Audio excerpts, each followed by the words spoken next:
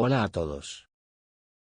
Mi nombre es Kevin Sauceda, soy estudiante de la carrera de Medicina, actualmente cursando la clase de Psicología Médica en la Universidad Nacional Autónoma de Honduras. El día de hoy, tengo el placer de hablarles acerca de un tema muy interesante, en especial para las personas que se desempeñan en el área de la salud: la comunicación médico-paciente. El objetivo de la comunicación médico-paciente es mejorar la calidad de vida del enfermo, ya sea mediante la restauración total de la salud o a través del acompañamiento paliativo hacia el final de la vida. Pero para ello se necesita que ambos, tanto paciente como médico, se comprometan en buscar el mismo fin.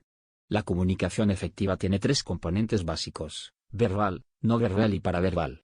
Estos componentes son la clave de una comunicación médico-paciente fructífera, que consiste en lenguaje corporal, expresión del mensaje y dicción.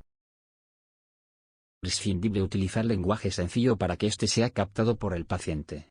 Evitar el uso de términos médicos complejos. La comunicación no verbal se refiere al contacto visual, los gestos, el movimiento corporal, las expresiones faciales y los ademanes. Una sonrisa es muy importante, ya que llega a transmitir calidez, empatía, consuelo y apoyo. En la comunicación paraverbal se da importancia a la manera en que se dicen las palabras, es decir, volumen, tono, entonación, ritmo y velocidad.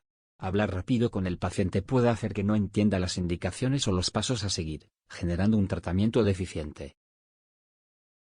Estudios han demostrado que la comunicación efectiva aumenta la satisfacción laboral, disminuye el estrés ocasionado por el trabajo, aumenta la exactitud diagnóstica, mejora la adherencia al plan de tratamiento, regula las emociones de los pacientes, facilita la comprensión de la información médica disminuyendo la duración de la estadía en el hospital resultando en un correcto diagnóstico y mejora del paciente.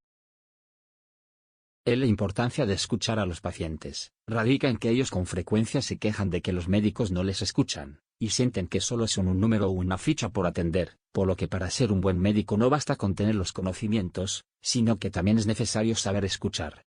Los pacientes aprecian que el médico se muestre interesado, empático y comprensible, y que transmita confianza al evaluar su padecimiento. Escuchar y generar un diálogo de retroalimentación ayuda a comprender mejor el problema del paciente y a tomar mejores decisiones de tratamiento. En ocasiones, prestar atención a las emociones del paciente puede ayudar tanto como un diagnóstico médico. Facilitar la expresión del malestar emocional, mostrando empatía, atención y aceptación, es una habilidad que el médico debe desarrollar. Sin embargo, debe estar preparado para manejar sus propios límites, detectando y derivando situaciones emocionales complejas, con el fin de evitar el sobreinvolucro. Estudios demuestran que los médicos con habilidades de relación efectiva tendrán pacientes más satisfechos. Ahora, hablando acerca de la entrevista médica, es importante mencionar que esta no debe centrarse en la enfermedad, sino en el paciente como persona. En la entrevista se deben lograr tres objetivos básicos: la recopilación de información, la construcción de una relación saludable entre el médico y el paciente, y la educación del paciente. Los pacientes deben sentirse con la capacidad de hablar sin interrupción, siempre y cuando se siga un camino que proporcione información relevante.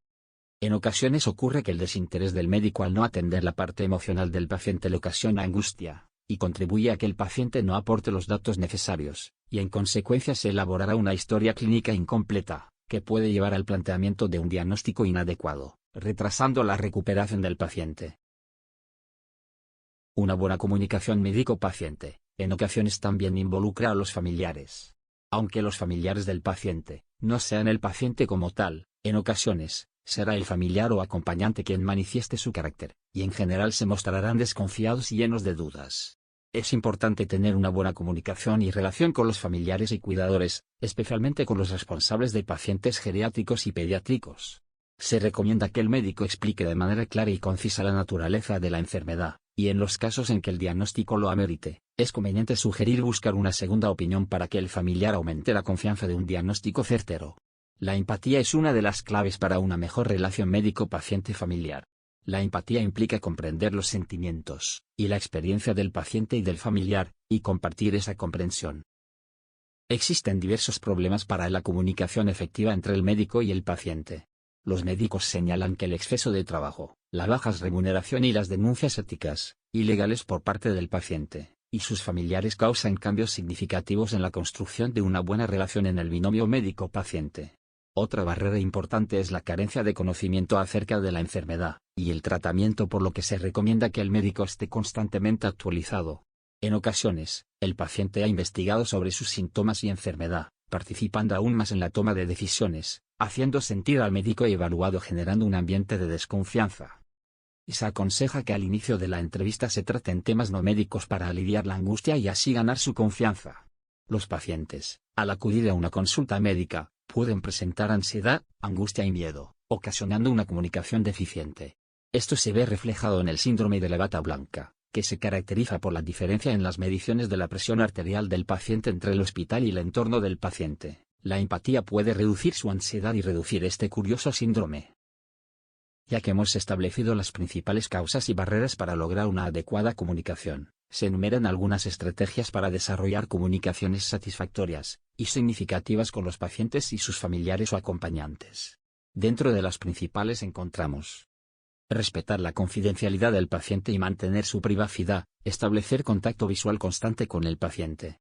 El contacto visual indica que el oyente está comprometido, mostrar interés en lo que el paciente y el familiar dicen, según su lenguaje verbal, no verbal y paraverbal, evitar usar lenguaje médico, usar un vocabulario acorde con las necesidades sociales y culturales del paciente y su familia, explicar y despejar todas sus dudas, en cuanto al diagnóstico y tratamiento de su enfermedad.